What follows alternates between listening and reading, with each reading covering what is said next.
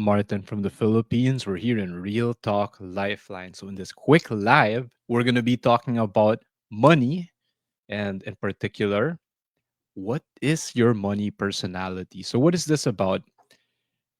I took a money mindset seminar back in 2018 called the Millionaire Mind Intensive, MMI.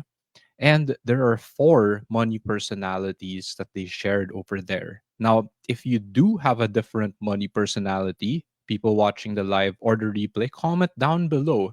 What is your money personality? So, off the bat, there are four. So, I mentioned one is a spender, two, saver, three, avoider, four, monk. So, what are these money personalities? I'll go through them super quick. Number one, the spender. Stereotypically, these are the people who love shopping, right? So, why am I sharing this before I get ahead of myself? There are two main reasons why I want to share this. Number one is for awareness, to realize what is your present structure, what is your present or current money personality. And number two is to balance it, which I will share in the ending of this live. So, how do we do that? So, number one is the spender. So, this is the person where, you know what, by default, it's so easy for them to buy, to shop, to spend. Number two is the saver. So personally, I'll say I am a saver. So this is the person where it's very easy, automatic for you to save money. Some people call them kurips, kuripot, diba? I mean, people who are frugal like that. Number three is the avoider. So what is a stereotypical avoider? Whenever we talk about money, they don't want to talk about it. Whenever it comes to paying the bill, they magically or mystically disappear to the bathroom, nowhere to be found when everyone has to pay. And then number four is the monk.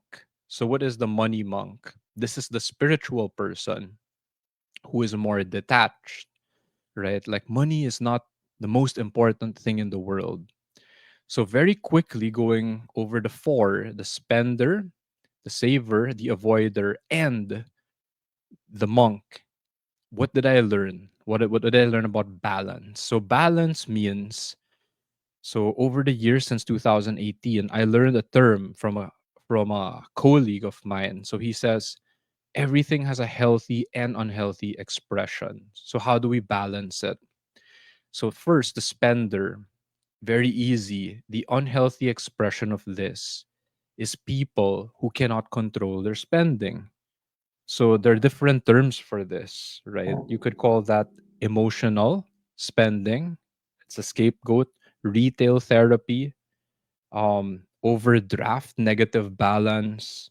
So they live way above their means. YOLO, like it's only money. Now, what is a healthy expression of a spender? I had a hard time coming to grips with this because as a saver, I used to antagonize spenders. So the solution here is that from a spender, you can actually become a healthy expression, which is an investor. So you don't spend just for your wants, right? You also spend to invest. So investment for your future, you can buy assets. So it doesn't mean don't spend at all. There's a healthy way to spend. So buy assets that will actually grow your money, sustain your money, give you financial freedom. Now, the saver. So people might think the saver is all good, that's a good thing. What's an unhealthy expression of the saver? So there's a dark side. They call that the hoarder or the miser, right? The Mr. Scrooge, Mr. Magoo, whatever you call that, right? Like the person who doesn't know how to spend, for those who can relate. So that's the saver. Now, what's a healthy expression of the saver? Very similar, I would say, to being an investor. It's not just saving money. Saving money isn't enough. You also have to invest it. Because if you save all your money, and people who are guilty of this, we don't know how to spend, the savers out there. we have a hard time even enjoying life. Like we feel guilty when we buy something for fun, right? We don't know how to have fun. Or if we buy something one time, big time. So I buy a motorcycle that costs 500,000. So, there's a balance or a healthy expression of it. So again, I would say investor is a healthy expression or a more balanced version of the saver. Third, the avoider. I'm not sure if there's a healthy expression of this because avoider is like um avoiding the problem or the topic of money altogether. That's the negative or the unhealthy expression. I guess a healthy expression of avoider is just someone who isn't over worried about money, right? So it's someone who has a healthy way of being present in the moment. So it's not about avoiding it, it's just more of not overthinking it, right? It's a more balanced way of handling money. So still have the responsibility and face up to it, right? Handle it when necessary, but not being overly fixated on the topic of money only. Lastly, the money monk. So the unhealthy expression of this is like a spiritual bypasser. So their money is not important like that.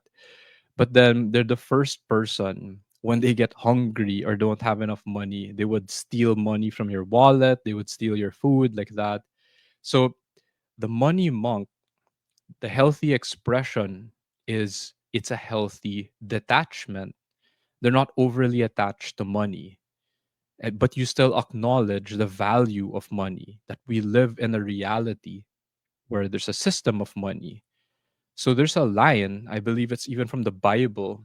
Jesus said, like, it's easier for a camel to go through the eye of a needle than for a rich man to enter the kingdom of God. What does that mean? The more money you have, the tendency is you get more attached, more afraid of losing it. So it's like, again, that Bible story where a wealthy man went up to Jesus, or, he said, "What must it take for me to enter the kingdom of God?" And then Jesus said, "Give up everything you have." And then the rich man turned away sad because it's very hard to give up all your money, right? So the money monk, the healthy expression is healthy detachment, knowing that money is not everything, right? Attachment to money can actually keep you in fear, right? You're not ready to let it go. And then the healthy expression of that, of the money monk, is a balanced spirituality wherein we're ready to let go of the money if needed, but we recognize we live in a world, a reality where we use a system of money. So to end this live on money personalities, uh, again, this came from my millionaire mindset, millionaire mind intensive. It's a money mindset seminar I first took in 2018. I learned, I've been testing the lessons over the year. I still am a saver money personality. Comment down below, people watching the live or the replay. What is your money personality? So, why is this relevant again? First, awareness. And then, two, as shared, is find the healthy expression or the balance of your money personality. Also, we actually have all personalities in us, but we have a predominant money personality. So be aware of that. So just because I said I'm a saver, there are times that I also spend a lot. So I save up a lot of money and then I go nuts. I go crazy. Like I spend 30,000, 50,000 pesos on a gun because I was saving up for a long time. Maybe there are moments that I avoid the topic of money, maybe when it comes to like taxes or certain things, right? So, avoiding, by the way, can be healthy. Let's say you avoid getting into crimes involving money. You avoid unnecessary problems. You avoid unnecessary situations that can put you in a bad financial position. So that can be a good thing or a healthy thing. And then maybe I'm partly a money monk because I'm also learning the spirituality, the spiritual side of healthy detachment, right? Not being too attached to money. So you can practice that by giving, not necessarily to the church only or charity. You can practice it through helping people who needed it, whether it's financially or through your talents, through your gifts, your time, your effort, right? Or giving material things that you had and it helped another person.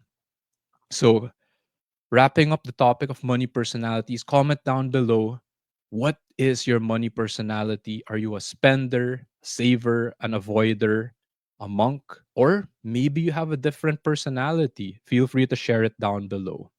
If you like these topics of money, comment money down below. I'll make more videos, more lives on the topic of money. And if you want to go live with me because you want to talk about a different topic, not limited to money only, not just wealth, we can talk about health, we could talk about relationships, we could talk about purpose and life, deeper level topics. Comment live down below so you can make this live more fun and interactive. Join me. Or if you have a personal challenge and you want to reach out one on one, because I do that, I do one on one coaching, usually through video calls. I could also do it face to face if you are in Metro Manila area. Be happy to meet you and help you. What is your biggest challenge in life right now that you feel stuck with? Help you get through, break through it, and get unstuck. So thank you. I love you, and I will see you next time.